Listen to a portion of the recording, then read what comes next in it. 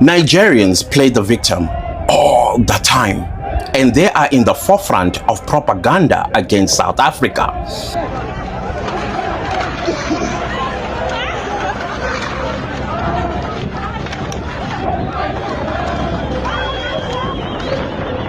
Stop supporting their businesses in South Africa. Close the tap for why they came here. Maybe they will begin to think, especially threatening us. We are not falsely accusing Nigerians of anything. There are plethora, what's the word I'm looking for, to counteract this propaganda and say this is the truth and this is what they're running away from. And the funny thing about that, though, many Western countries know about Nigerians and what they do. They know them. Fellow South Africans, it's enough now. It's enough on our side. We have fallen on the trap of explaining ourselves. The world knows about us. The Africans know about us. We know about ourselves. So when we take a position of defense, you bring up follow-up insults. You attract follow-up misinformation about South Africa. You also reinforce propaganda, because the more we defend ourselves, the more they make up stories. Now it's time for us not to engage with them. It's time that we never explain ourselves to them. Do not engage yourself in the lives that they set up. Let them talk among each other. Let them mislead each other, blind leading the blind. We know our truth. Let's move with our truth. We are South Africans. We let our work speak for itself. That's who we are. So let's stop entertaining them, and importantly, stop supporting their businesses in South Africa. Close the tap for why they came here. Maybe they will begin to think, especially threatening us. Let's show them how we do things. When we say we boycott, they're going to learn how it's done.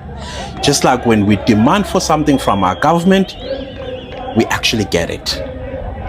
We are the only African nation on this continent that gets what we want.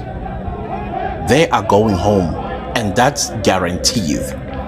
So stop entertaining them. Stop going into their platforms. Let them insult us, and we're just going to be quiet. Let's be quiet. Let's work in silence. Let God come in the arena. And you know, when God comes in the arena for South Africans, He's not wearing gloves. So let's leave all of that in God's hand. God will deal with them. Remember, one of the sins that God does not like is lies. So let them lie all they want. They will deal with God and those lies. So please, let's stop entertaining them, responding to them, swearing at them. If they want to say something, let them say to each other. Again, like the blind leading the blind.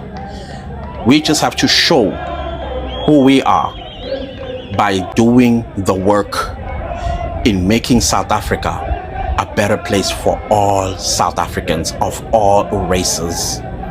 Yeah, they will develop chest pains watching us move, and they will wonder, how come? Let's do that, fellow South Africans. The reason why the world seems to be believing propaganda about South Africa is because of the word narrative. South Africans, from what I have realized, is that we are not good with narrative, including propaganda. And this is evident to the residues of colonialism and apartheid, because when we were being oppressed, the world shut us out, and since the world shut us out, there are many things that we were not exposed to.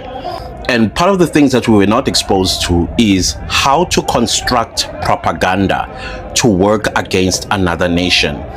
If you look at World War II, you look even, let's even go back as World War I, World War II.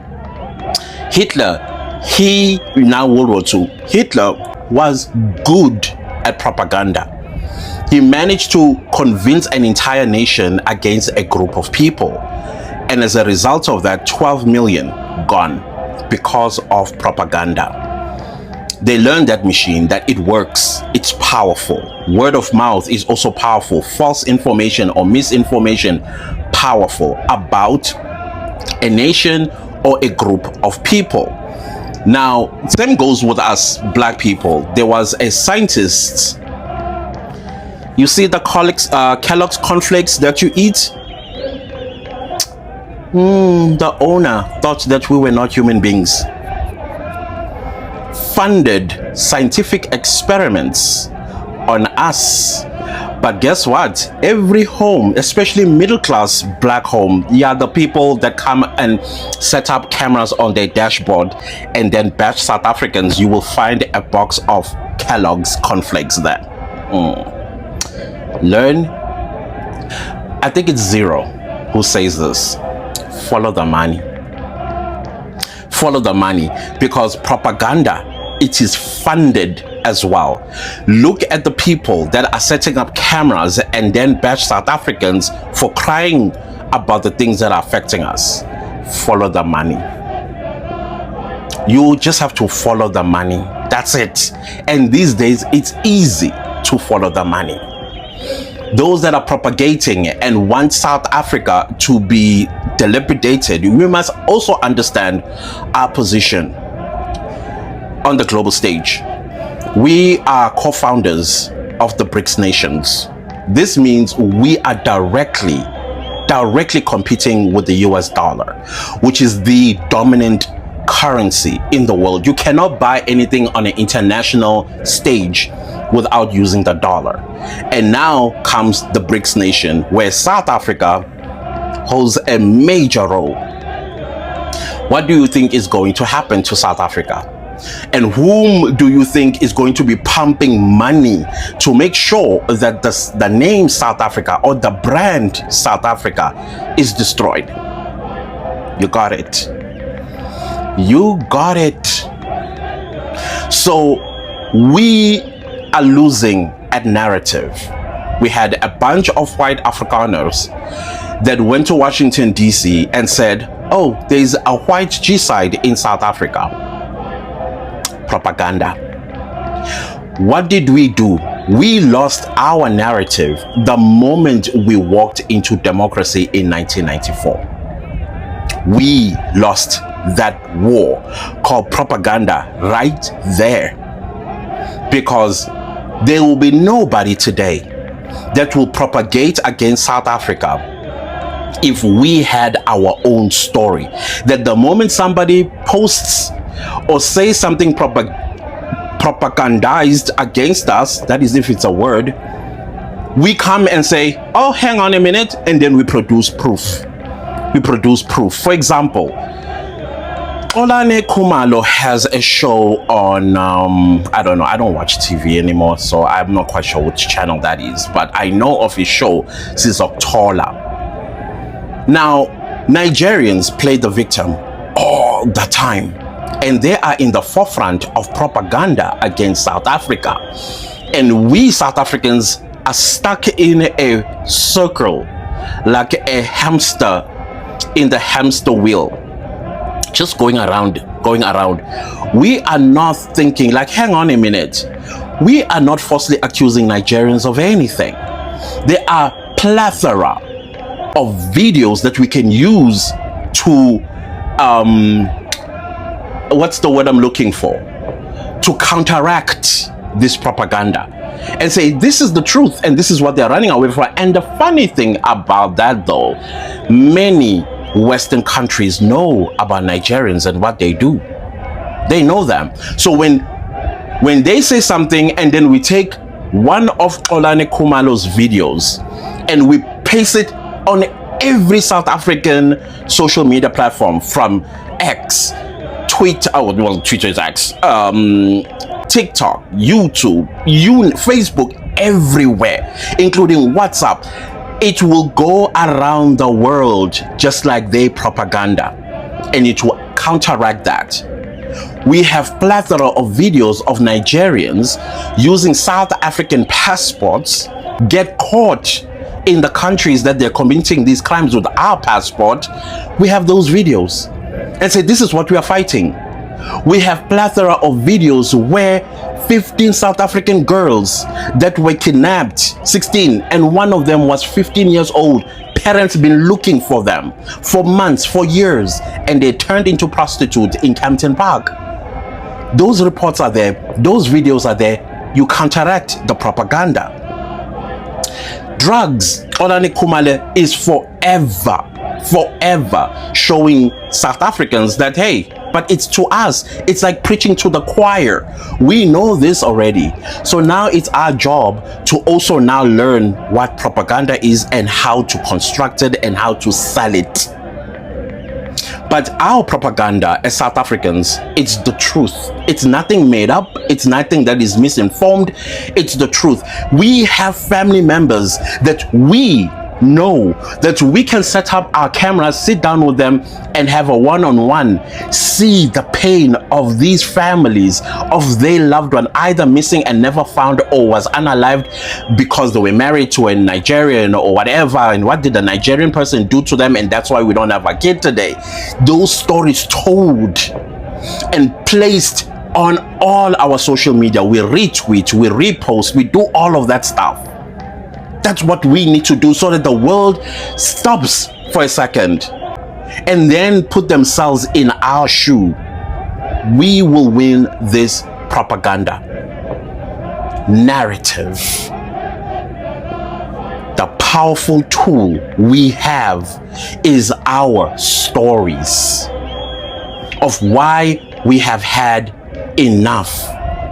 Have youth maybe we congregate in a stadium, FNB, in fact, all stadiums in South Africa, and call every youth person that is unemployed to go just for drones to fly over and let the world see that this is just the tip of the iceberg of unemployed youth in South Africa.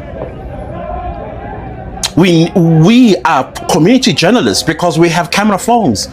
Wake up in the morning, go to all our taxi ranks, turn on your camera, show the world inside this taxi how many South Africans are going to work. Zero. And they have to put themselves in our shoe. Go to restaurants, all the restaurants, whether in Sandton or wherever, capture the employees of those restaurants. They speak, they talk, they have an accent. It's not South African. Let the world see that. Construction sites, hospitality industry, e-hailing. I see even in Cape Town, these foreign nationals, they have become tour guides and they misinform our tourists about our history and our symbols, our landmarks and benchmarks. Mislead tourists because they never counted that when the tourists come to South Africa, they're coming here to also learn about our history, culture, food, you name it. And then they post these things on social media, and as a South African, you are watching and saying, let's go down to Google, and you Google, and Google is pointing you at a different African country, that history is of where they come from, not our history. So in other words, we have a bunch or hundreds, probably thousands of tourists that go back home to their respective countries with a history that isn't ours. Why? Because the Uber drivers, they like talking, and most of the time misinformation about our history. We see them all the time on YouTube. Again, narrative. They don't care whether they told a lie to a tourist. But now a tourist goes around, let's say it's a teacher, and now it's teaching children in their class about misinformed history of South Africa. Because a tourist who is a South African, because they don't know the difference between a Zimbabwean, an Angolan, a Mozambican, and a South African. They don't know that difference. All they see is this, and the assumption is South African. So I think we need to have a month, a whole month of counteracting propaganda. It could be the rest of May or the 1st of June all the way to the 30th of June.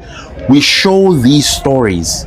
There are South African women married to foreign nationals that are being abused. We know them. We can sit down. Maybe they can be anonymous without showing their faces, but tell their stories.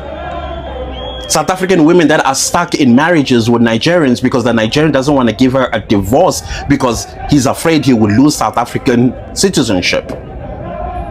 Not only lose South African citizenship, but also half of whatever it is that he has come to South Africa and acquired through crime. Narrative. We are losers when it comes to narrative, to propaganda. Let's think about this, fellow South Africans. Let's think about it. How do we construct that and counteract all these propaganda that is being spread by Sky News, that is being spread, of course, by all the illegal foreigners in the country, and then counteract this whole Pan-Africanism itself? Why it should happen here in South Africa? Why can't they go to North Africa? Why don't they go to North Africa? They are part of Africa. But no, that one we can't touch because they are afraid of them. Anyways, food for thought. Up